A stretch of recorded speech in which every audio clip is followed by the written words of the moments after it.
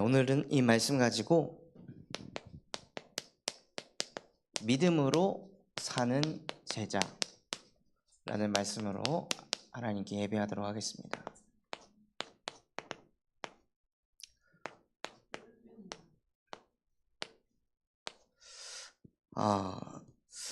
응답받았던 모든 사람들은요, 무엇을 가지고 있었냐면 믿음을 가지고 있었습니다. 결국에는 응답을 받지 못하는 사람들은 뭘 안 가지고 있었냐? 믿음을 안 가지고 있었다는 거예요. 그래서 가장 신앙생활에 중요한 것이 무엇이냐면요, 바로 믿음입니다. 그래서 이 믿음을 키우기 위해서는 무엇을 하셔야 되냐? 마음에 새기셔야 합니다. 마음이 새겨지지 않고서는 믿음이 자라날 수가 없습니다. 심겨져야 거기에서 뿌리가 나리고 거기서 줄기가 나고 가지가 돋고 열매가 생길 수 있습니다. 그래서 가장 신앙생활의 키가 무엇이냐면 바로 믿음입니다. 그래서 예배하는 이 시간, 하나님 나에게 믿음을 더하여 주시옵소서. 열심으로 신앙생활하지 않게 하시고 노력으로 신앙생활하지 않게 하시고 하나님을 믿는 믿음 가운데서 참된 신앙이 회복되게 하옵소서 라고 기도하시면서 정말로 오늘 믿음이 회복되는 수요 예배가 되었으면 좋겠습니다. 그래서 항상 내 마음에 새기며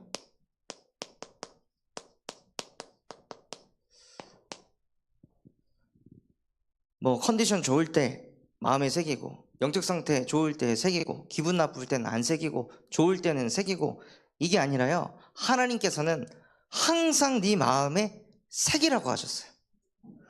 항상 이 복음의 말씀을 새기는데 무엇을 자꾸 인지하시면서 새기시냐면 결국 그 복음도 하나님의 영원한 계획 속에 있다는 거예요. 그 하나님의 계획은 무엇이었냐면 창세기 1장 27절 원래 인간을 하나님의 형상으로 회복시키는 것입니다. 회복시켜서 무엇을 하고 싶어 하시냐? 항상 함께 하고 싶어 하시는 거예요. 이게 하나님의 영원한 계획입니다. 우리가 받아야 될 최고의 응답도 하나님과 함께 하는 거지 내 뜻대로 되고 내 뜻대로 안 되고 이게 중요한 게 아닌 거예요. 이번에 우리 김대현 대표님 만나가지고 소통을 하는데 오랜만에 교회 나오시니까 어떠셨어요? 하고 질문을 했더니 너무 평안하고 좋았습니다. 근데 그것보다 본인 와이프가 옆에 앉아 있어가지고 그 손을 꼭 잡고 같이 예배를 했는데 너무 행복했다고. 저는 그게 기적입니다 하고 이런 얘기를 하시더라고요. 함께 하니까 행복했다는 거예요. 부부 사이에도 함께 할 때 행복한데 하나님이 원래 저와 여러분을 함께 하도록 창조하셨기 때문에 하나님은 언제 가장 행복하시냐? 저와 여러분이 막 응답이 있고 변화가 있고 문제가 없고 갈등이 없고 이때 행복한 게 아니라요, 저와 여러분이 하나님과 자꾸 함께 하려고 하고 하나님이 나와 함께 하심을 믿고 있을 때 하나님께서는 행복하십니다. 그런데 이게 인간의 축복이고 이렇게 살도록 하나님께서 저와 여러분을 창조하셨는데요, 이것만이 영원한 응답인데 자꾸 창세기 16장 1절에서 2절처럼 아브라함이 자녀가 없었어요. 자녀가 없어가지고 75세 때 하나님의 말씀을 받고 나를 통해서 하나님은 후대를 축복하실 것이다, 후대가 나오게 할 것이다 라고 언약을 잡았어요. 그런데 10년이 지났는데 85세가 됐는데도 자녀가 안 생겨요. 응답이 안 오는 거예요. 진짜 기도 제목 붙잡고 언약 잡고 기도했는데 10년이 지나도 응답이 안 오는 거예요. 그러니까는 사라의 마음속에 뭐가 생겼냐? 불신앙이 생기기 시작해요. 아, 이미 나는 끝난 것 같은데, 안 될 것 같은데, 응답이 이게 아닌가 보다, 기도 제목을 잘못 잡았나 보다 하고, 이 문제는 마치 그들에게는 영원할 것 같은 문제로 보이는 거예요. 이 문제는 영원히 해결되지 않을 것처럼 사라의 마음속에, 아브라함의 마음속에 파고 들어오는 거예요. 그러니까 이게 영원히 안 풀릴 것 같으니까 이 문제를 해결하려고 더 이상 기도하지 않고 내려놓고 인본주의를 씁니다. 인본주의를 쓰고 이 가정에는 더 큰 불화가 찾아옵니다. 이거 영원할 것 같은 이 문제를 해결하려고 마음을 모아가지고 인본주의를 써서 문제를 풀었는데, 결국에는 나중엔 어떻게 되냐? 당신 때문에 이렇게 된 거 아니냐 하고 어마어마한 갈등이 또 일어나는 거예요. 영원할 것 같은 문제는 누가 풀으셔야 되냐? 영원하신 하나님이 푸셔야 되는 거예요. 영원할 것 같은 문제를 영원하지도 않는 내 생각 가지고 그거를 덤벼갖고 그거를 괜히 건드리잖아요. 그러면 더 큰 문제가 찾아온다는 거예요. 그래서 우리 눈에는 영원할 것 같은 문제처럼 자꾸 보여가지고 이 문제는 해결 안 돼 라고 마음속에서부터 믿지 않게 하고, 마음속에서부터 이제는 기도해도 소용없어 라고 생각하게 하는 뱀의 머리를 창세기 3장 15절 여자의 후손이 오셔서 박살내셨습니다. 이번에 미션홈을 하는데 황 권사님이 그런 포럼을 하시더라고요. 30년 동안 거의 기도했던 현장이 이제야 응답이 됐다고. 어떤 때는요, 이렇게 응답이 올 수도 있는 거예요. 끝까지 그것을 놓고 포기하지 않고 마음속에 믿음을 가지고 기도하면 하나님의 때가 됐을 때 하나님께서 이루신다는 거예요. 불가능한 게 없으신 하나님이신데, 이 사단은 자꾸 우리의 생각 속에 저거는 안 돼, 저거는 절대 안 풀릴 문제야, 저거는 영원한 문제야. 영원한 문제는 딱 한 가지예요. 인간이 하나님 떠난 문제. 그게 영원한 문제지, 그게 근본의 문제지, 하나님께서 풀지 못할 영원한 문제는 없다는 거예요. 그래서 예수님께서 십자가에 못 박혀 죽으시면서 하나님 떠나 생긴 그 영원한 문제, 영원히 지옥 배경 속에서 살 수밖에 없는 그 영원한 문제를 예수님께서 십자가에서 끝내셨습니다. 그래서 우리는 예수를 그리스도라 믿습니다. 그 그리스도의 복음을 자꾸 누리고 고백하고 선포하면서 뭘로 가시는 거냐면요, 하나님과 함께하는 축복 속으로 들어가는 거예요. 그래서 저와 여러분이 그 속에, 그리고 그 일에, 그때 내가 쓰임받는 것입니다. 그 속이 어떤 것이냐? 예배자예요. 무슨 일이 있어도 하나님 앞에 예배를 통해 모든 것을 답을 내시기 바랍니다. 순간의 감정, 내 이성, 내 판단, 내 경험, 사람의 말, 과거의 그 상처, 그걸 따라가는 게 아니라 예배를 통해 하나님을 만나고 그 하나님이 내게 주신 말씀을 누리면서 말씀을 통해 자꾸 답을 얻으니까 참 행복 속에서,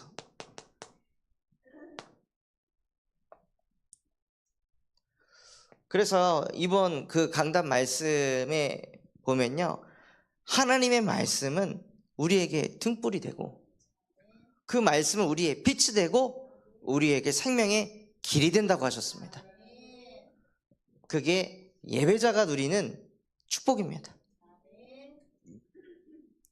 그리고 그 예배자가 예배를 제대로 누리고 하나님과 함께하면서 나오는 그 행복이 나타나기 시작하면요, 무슨 일에 쓰임받냐? 전도자의 길에 쓰임받게 됩니다. 그래서 동기가 무엇이냐? 나도 영원할 것 같은 문제에 빠져가지고 평생을 시들림 속에서 살고 있었는데 예배를 통해 그리스도를 만나서 하나님의 형상이 회복되니 이 문제에서 해방받았듯이 나처럼 영원할 것 같은 문제 속에서 사는 사람들을 살리고 싶습니다. 그게 동기가 되는 거예요. 그리고 삶 자체가 항상 사람을 살리는 그곳에, 그리고 전도자는 캠프의 인생을 삽니다.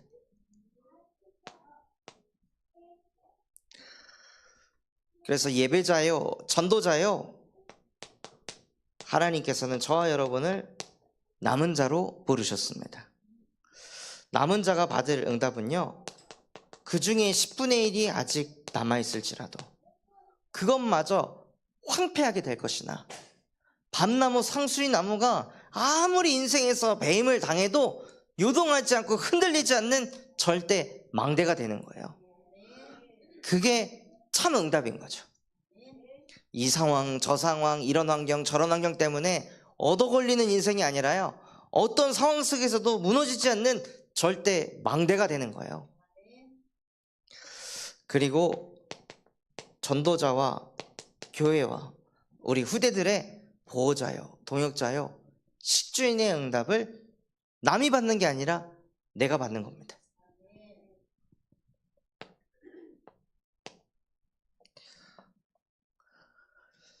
그래서 하나님께서는 항상 내 마음에 새기며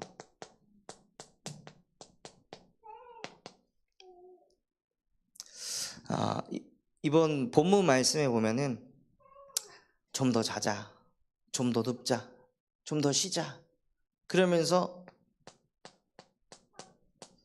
게으름으로 끌려가게 되면 너에게 가난이 끊이지 않을 것이다 라고 말씀하셨습니다. 그래서 정말 우리 전도자분들이 잠을 이기고 하나님 앞에 서서 망대가 되셔서 기도 그 자체 시스템을 세팅하시기 바랍니다. 또 말을 가지고 자꾸 구부러진 말을 해서 사람을 긁는, 그래서 그 사람의 마음을 건드려서 무너지게 하는, 그런데 그 마음에는 뭐가 있다고 하셨냐면요, 패역이 있다고 하시고, 그래서 그것으로 인해 다툼이 일고 갑자기 재앙이 맞는다고 했습니다. 그래서 정말 응답받아야 될 게 무엇이냐면요, 마음에 자꾸 상처를 새기고 과거에 누가 잘못했던 거, 과거에 나한테 이런 말 저런 말 했던 거를 계속 내 안에 새기면은요, 말이 그렇게 나가는 거예요. 자기도 모르게. 마음 자체에 악이 가득가득하니까요. 그래서 하나님께서는 항상 마음에 말씀을 새기라고 하셨습니다. 그럼 그 말씀이 새겨지면은 그것이 무엇을 하냐? 그것이 우리를 인도해 가십니다. 그리고 그 말씀이 우리를 보호하며 우리의 말을 바꾸고, 또한 그 말씀이 빛이 되고 길이 된다고 하셨습니다. 정말로 그 김대현 대표님의 마음속에 하나님의 말씀이 담겨지니까요, 그분의 마음을 하나님이 보호하시더라고요. 빨리 그 와이프를 보내고 술 한잔 해야겠다, 이런 생각이 막 들어오는데, 아니야, 안 마셔, 같이 가자 해가지고 사역을 하기 전날에 술을 그렇게 마시고 싶었는데 그걸 뛰어넘었다고 하는 거예요. 근데 그게 정말 힘든 일이거든요. 사람의 노력으로 되는 게 아니라 하나님이 보호하시는구나, 저분의 마음과 생각을 지키시고 하나님이 저분을 인도해 가시는구나, 이것을 보게 하시더라고요.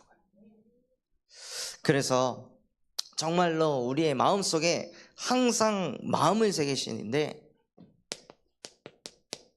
무엇을 회복하셔야 되냐면요, 믿음을 회복하셔야 합니다. 믿음을 회복하려면 먼저 망대를 무너뜨려요.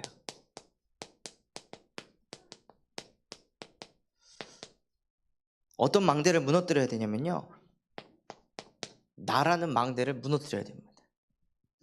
내 안에는 과거의 망대가 세팅되어 있고, 내 안에는 상처라는 망대가, 또 내 안에는 복음 받기 전에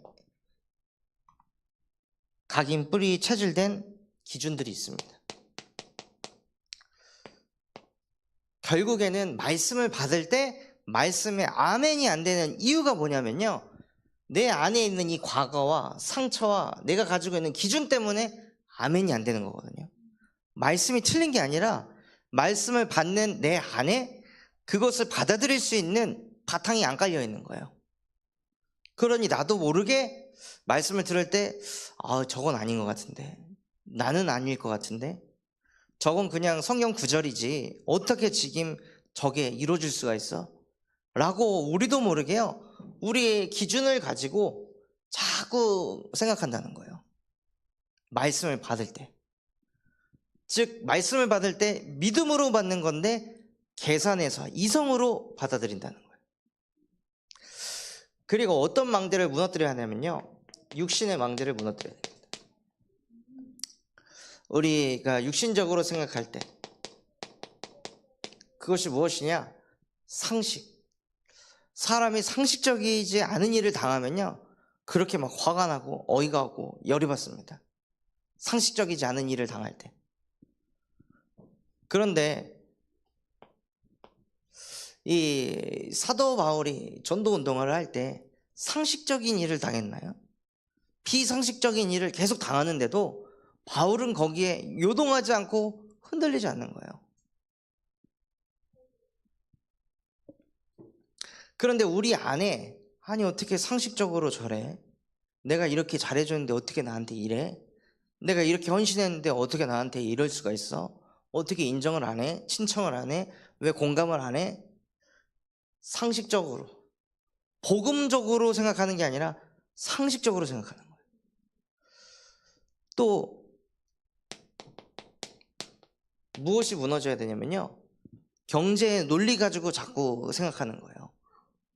캠프를 할 때도 경제가 이렇고 저렇고, 자꾸 뭘 할 때 경제라는 거에 얻어 걸려 가지고 한 걸음을 더 가지 못하는 거예요.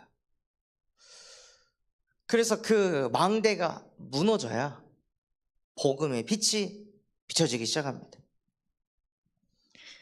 또 사람들은 과학을 가지고,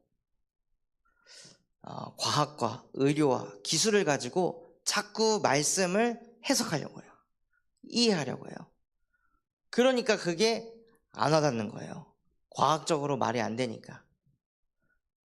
그래서 사람들은 홍해가 갈라진 것도 과학적으로 이게 어떻게 이런 일이 벌어질 수 있는지 이런 것들을 막 찾아가지고 어떤 막 이론을 만들어내서 그곳은 바다가 어느 때 이렇게 갈라지는 때가 있다, 그래서 갈라진 거지 하나님이 가르신 게 아니다 라고 말하는 과학자들도 엄청 많거든요.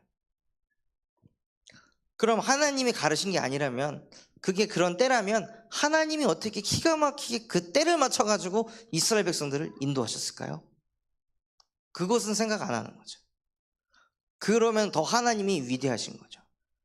딱 정확한 그 시간표에, 몇 년에 한 번씩 오는 그 시간표에 어떻게 이스라엘 백성들이 하필 그 시간 그곳에 그때에 이스라엘 백성들이 있어가지고 홍해가 갈라질 때 지나갔냐 이거예요.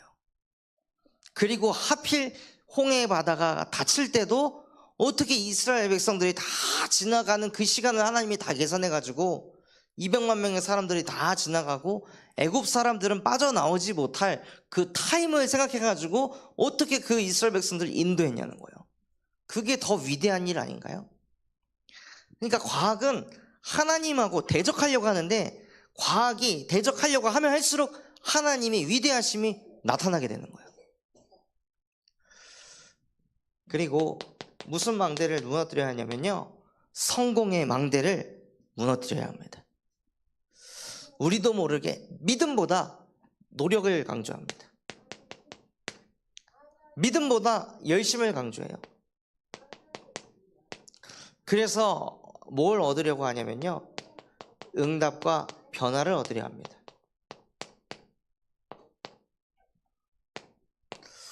그래서 우리가 전도 현장에 가서 복음을 전했을 때도 그 사람이 영접을 하면 응답이라 생각합니다. 다락방이 열리면 응답이라 생각합니다. 근데 영접을 안 해도 응답이고 다락방이 안 열려도 응답이거든요. 그 속에 하나님이 우리에게 주시는 메시지가 있는데, 우리도 모르게 성공 중심에 딱 잡혀 있으면요, 무조건 현장 가가지고 복음 전했을 때 영접 다 해야 되고 문이 열려야 되고 시스템이 열려야 된다는 거예요. 그런데 그것에서 영접이 안 됐을 때 하나님이 그 속에서 나에게 주시고자 하는 메시지, 내가 여기서 무엇을 갱신해야 될까, 이것을 찾고 그것을 응답으로 받아야 되는데요, 우리도 모르게 자꾸 눈에 보이는 응답, 눈에 보이는 변화가 전부라고 생각하게 하는 거예요. 그러니 전도가 힘들죠. 응답을 내가 이미 정해놓고 현장을 가니까 가서 하나님이 하는 역사를 봐야 되는데요, 우리도 모르게 성공이라는 망대가 딱 세팅되어 있으니까 하나님의 역사를 볼 수가 없는 거예요. 그래서 어떤 망대를 무너뜨려야 되냐, 나 육신 성공이라는 망대를 여자의 후손 대신 예수 그리스도 이름으로 멸하여 주옵소서 하고 내 안에 있는 이 망대를 무너뜨리시기 바랍니다. 그리고 망대를 세워야 합니다.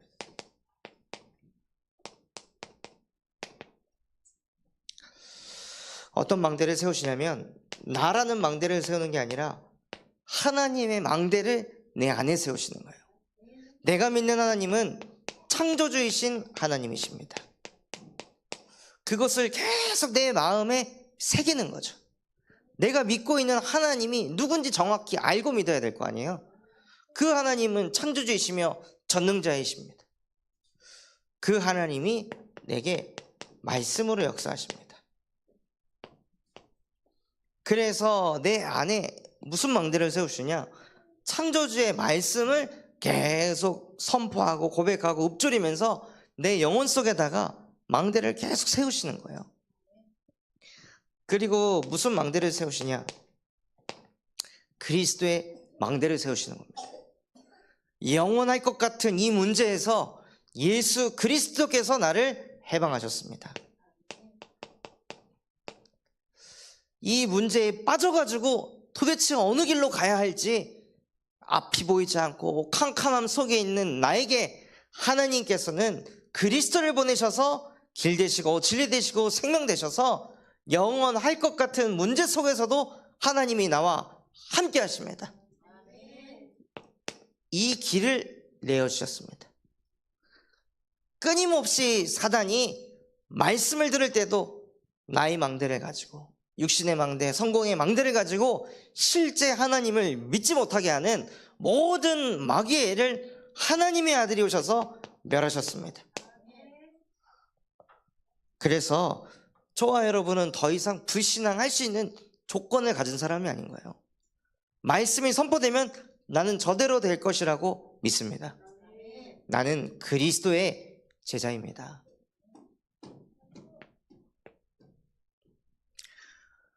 그리고 어떤 망대를 세우시냐, 성령의 망대를 세우시는 겁니다.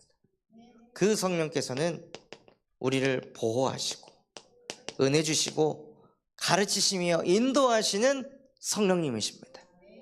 그래서 내 안에 성삼위 하나님의 망대를 세우시는 거예요. 그 망대가 세워지면 세워질수록 내 안에 망대가 무너집니다. 그래서 믿음을 회복하시는데요, 그 믿음을 회복하기 위해서는 로마서 10장 17절, 믿음은 들음에서 나고 들음은 그리스도의 예수의 말씀으로부터 나느니라. 믿음이 떨어지고 있는 이유는 무엇이냐? 말씀을 안 듣고 있다는 증거예요. 자꾸 생각이 많아진다? 말씀을 안 듣고 있다는 증거인 거예요. 믿음이 약한 게 아니라요, 안 들으면은 믿음이 자라지 않습니다. 또한 요한복음 4장 23절, 하나님께서는 영과 진리로 예배하는 자를 찾으신다고 하셨어요. 찾는다는 건 무슨 뜻이죠? 하나님이 만나신다는 거예요. 결국 인간이 언제 믿음이 회복돼요? 하나님 만날 때, 하나님과 함께하고 교제할 때 믿음이 생깁니다. 그래서 믿음을 회복하는 길은 예배입니다. 또 믿음을 회복하는 방법이 무엇이냐? 요한복음 16장 24절 말씀처럼 너희가 이제껏 내 이름으로 구하지 아니하였으나 이제는 구하라. 그리하면 너희가 충만히 기쁨을 얻게 될 것이다. 예수 그리스도 이름으로 기도해서 기도 응답을 받을 때 믿음이 회복됩니다. 그래서 영원할 것 같은 그 문제를 두고 뭐 하시냐? 예수 그리스도 이름으로 기도하시기 바랍니다. 그래서 그리스도께서 그 문제를 어떻게 풀어가시는지 그것을 자꾸 보실 때 믿음이 자라나게 돼 있는 거예요. 또 고린도전서 2장 4절에서 5절에 보면요, 전도를 할 때 내 말과 설득력 있는 말로 하지 아니하고 성령의 능력으로 되는 것을 보게 될 때, 언제 믿음이 자라냐? 여러분이 전도할 때 믿음이 자랍니다. 아니, 이 사람 복음 안 받을 줄 알았는데 어떻게 이렇게 되지? 아마 이번에 이정인 권사님께서 많이 느끼셨을 거예요. 아니면 남편이 교회에 가지 말라고 했던 저 센터장님이 갑자기 와가지고, 목사님 와서 복음 전하는데 영접도 하고 다락방도 하겠다고 하고, 도대체 이게 무슨 일이지? 그것은 누가 메시지를 잘해서가 아니라요, 성령께서 역사하셔가지고 그분의 마음을 여시는 거예요. 그걸 보고 아, 진짜 하나님이 살아계시는구나, 하나님이 전도를 하시는구나, 이걸 보는 거죠. 그래서 믿음이 회복되는 길은요, 예배와 기도와 전도입니다. 그래서 믿음이 회복된 자는 믿음으로 사는 제자의 응답을 받게 됩니다. 그러면 믿음이 무엇일까요?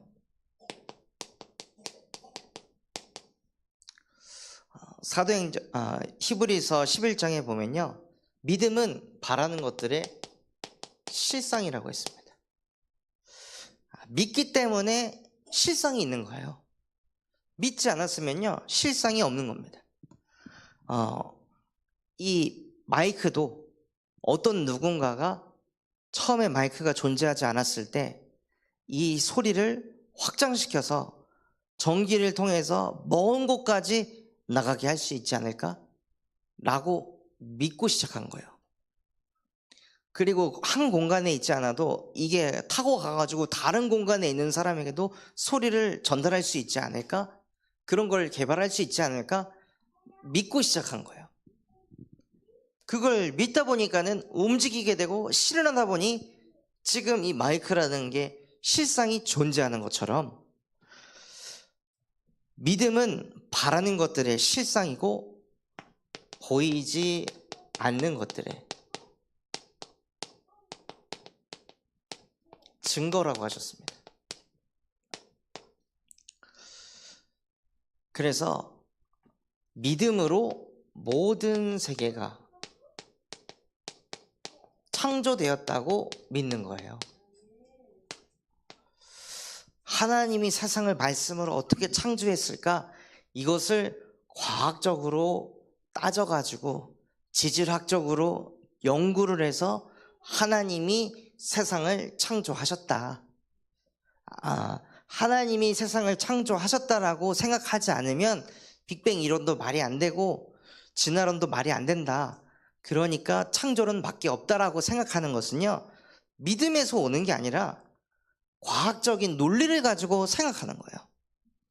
그런데 신앙생활을 하는 저와 여러분은 성경에 뭐라고 되어 있냐면요, 믿음으로 모든 세계가 창조되었고, 이걸 받아들이는 거예요. 믿음으로. 태초에 하나님이 천지를 창조하셨느니라. 이것을 안 보고 믿음으로 받는 거예요. 그래서 믿음이 무엇이냐면요, 하나님이 모든 세계를 창조하셨다는 거예요. 그 바탕 위에서 우리가 신앙생활을 하는 거예요. 그리고 믿음이 없이는 하나님을 기쁘시게 하지 못하나니, 하나님은 반드시 그가 계신 것과 하나님이 계신 것, 이제 무슨 뜻일까요? 아, 진짜 하나님이 살아계시는구나, 이것을 알게 된다는 거예요. 믿음으로 하나님께 나아가는 자는 이 응답을 받게 된다는 거예요. 어떤 분이 막 이제 새벽 예배 열심히 나가가지고 진짜 하나님께 계속 기도하는데 이게 풀리기만 하면 정말 내가 많은 선교사님들을 돕는 그러한 기업이 되겠습니다 하면서 지금 계속 기도한다고 하시더라고요. 근데 그것은 증거 한번 보여주세요. 그럼 내가 한번 믿어볼게요. 이렇게 하는 거랑 똑같은 거잖아요. 하나님 증거 주시면 진짜 하나님 제대로 믿어볼게요. 그럼 그게 믿음인 걸까요? 기브 앤 테이크 아닐까요? 그거는 하나님은요, 그런 계산하는 이용하는 믿음이 아니라 전적인 믿음을 원하시는 거예요. 하나님을 그냥 있는 그대로 믿는 사람. 그래서 이 믿음을 가지고 믿음으로 사는 제자는요,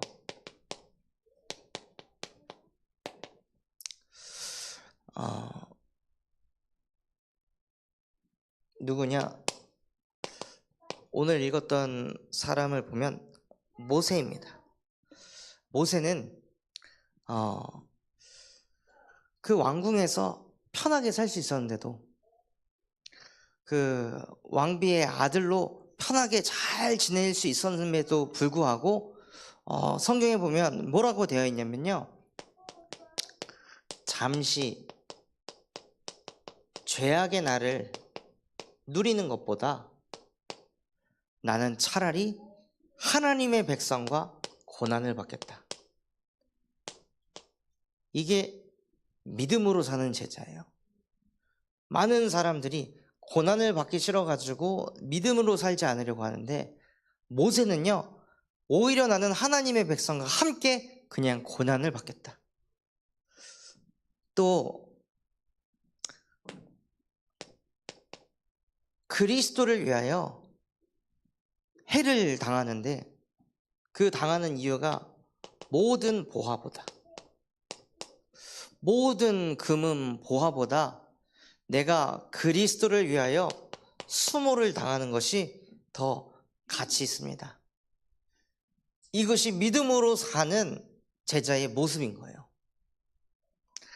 내가 그리스도 때문에 이렇게까지 손해를 봐야 돼?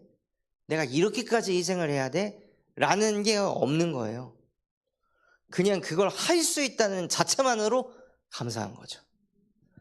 그리스도는 나를 위해서 고난을 당하셨고, 그리스도는 나를 위해서 온갖 수모를 당하셨는데, 그분이 나와 함께 하시는데, 그분을 통해서 영원할 것 같은 문제에서 내가 해방받았는데, 고작 내가 지금 당하는 고난, 수모, 이게 문제입니까? 하나님, 오히려 당신을 위해 내가 고난 당할 수 있고 당신을 위해 수모를 당할 수 있음에 감사합니다.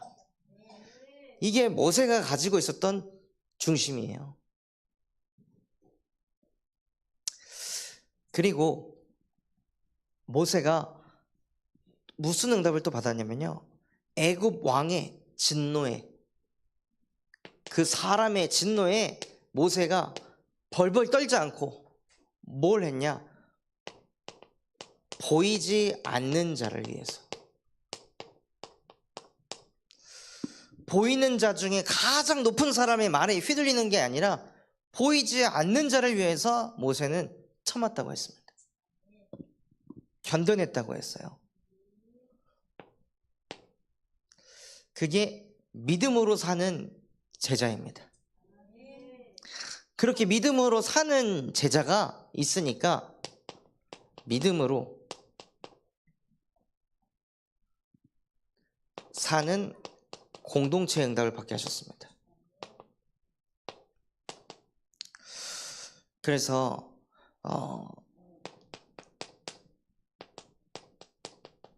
모세가 실제 이런 삶을 사니까 이스라엘 백성들이 봐도 왜 저 사람은 사서 고생을 할까? 아니, 왕자였다던데 굳이 왜 우리와 같은 이런 수모를, 이런 고난을 굳이 사서 당할까?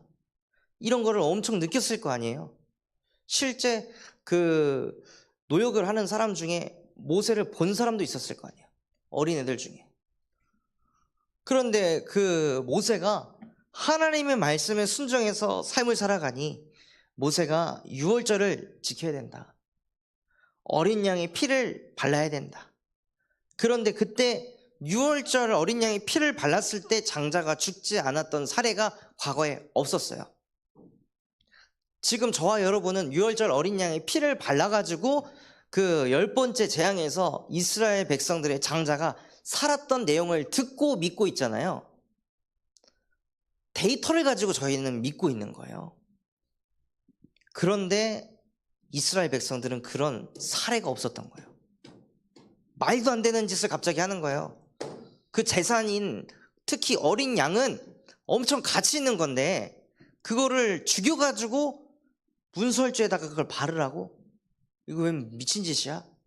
라고 생각할 수도 있는데 이 공동체가 믿음으로 유월절에 어린 양의 피를 문설주에 다 발랐다는 거예요. 그러니 하나님께서 후대를 보호하셨습니다. 장자가 완전히 죽을 수밖에 없었던 상황이었는데 그 재앙이 임할 수밖에 없는 상황에 믿음으로 어린 양의 피를 발랐더니 하나님께서 그 믿음을 보시고 후대를 보호하셨습니다. 또 하나님께서는 이 믿음의 공동체를 통해 뭘 하게 하셨냐? 홍해를 육지로 여기게 하셨어요. 아무리 바다가 갈라져 있다 할지라도 누가 거기를 지나갈 용기가 날까요?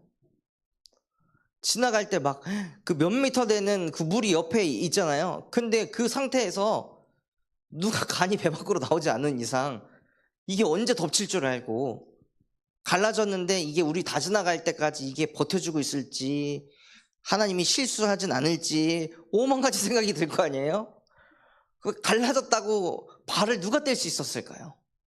근데 믿음으로 건너간 거예요. 홍해를 육지라고 여기면서. 그런데 애굽 사람들은요, 뭘 했다고 해야 되냐? 애굽 사람들은 계산하다가, 애굽 사람들은 이거 여기 가도 되는 거야? 많은 거야? 막 계산하다가 그래도 얼떨결에 뒤따라 들어갔는데 시간표를 놓친 거죠. 그래서 애굽은 멸망의 길로 가게 되었습니다.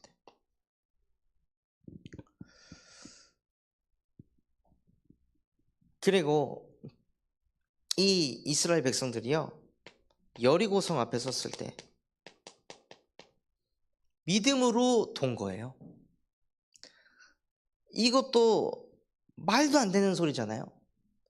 아니, 무슨 성을 함락시키는데 그냥 아무 말 하지 않고 조용히 6일째 돌래요.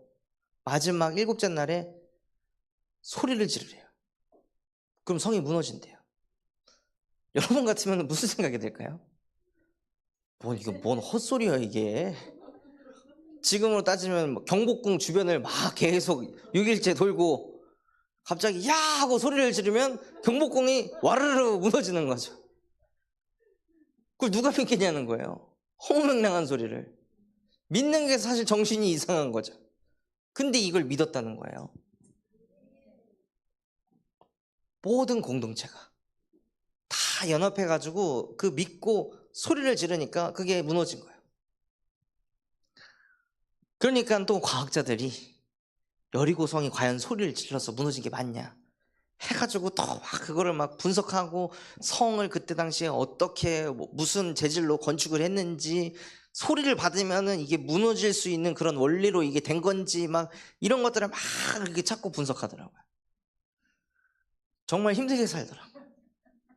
아니 그래가지고 알게 되면 뭐 할 거냐 이거예요. 저 그 과거의 여리고성은 소리에 약한 성이었다. 이거를 발견하면은 도대체 인생이 뭐가 달라지는 걸까요? 그러니까 사람들은요 쓸데없는 거를 붙잡아가지고 인생을 낭비하게 해요. 항상 배우나 진리에 이르지 못하느니라. 그래서 여리고성 또한도 뭘 하게 하셨냐? 믿음으로 정복하게 하셨습니다. 그래서 믿음이 회복되면요 믿음으로 사는 제자가 되고 그 제자가 있는 공동체가 믿음으로 사는 공동체로 하나님께서 인도하신다는 거예요. 그래서 결론으로 저희가 계속 바깥에서 전도운동하면서 캠프를 했었는데요.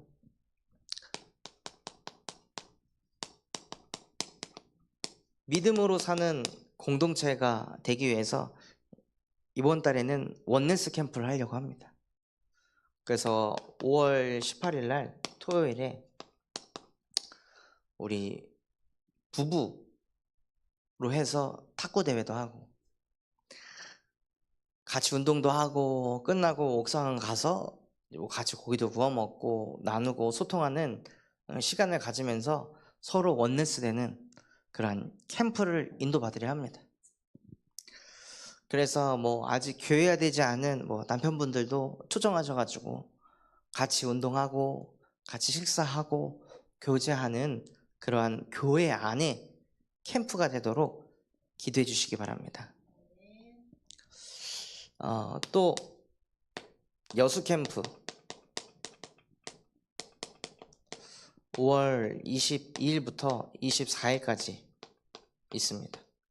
이번 캠프는요 안양 동북교회가 주관으로 해서 캠프가 이루어집니다. 그래서 메신저도 담임 목사님일지 아닐지 모르는 상황이에요. 근데 저와 여러분이 이번 캠프 때 예배자의 말씀을 받을 때 여기에서 목사님께서 뭐라고 말씀하셨냐? 누가 메시지를 해도 은혜 받을 수 있어야 된다. 누가 말씀을 선포해도 하나님의 말씀이 들릴 수 있어야 된다. 그게 예배자다 라고 하셨습니다. 저와 여러분은 우리 교회 하는 교회가 아니라요 세계복음화를 두고 기도하는 교회입니다. 그래서 마음을 넓히셔야 됩니다.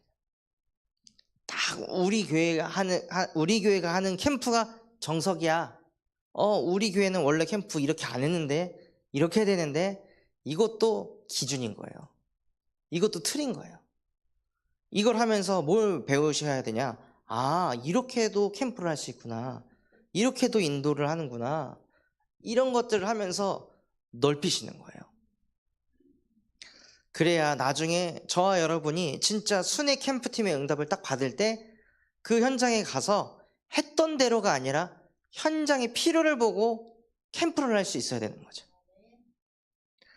그래서 그 응답을 받으라고 하나님이 이 시간표에 우리의 그릇을 넓히려고 하시는구나.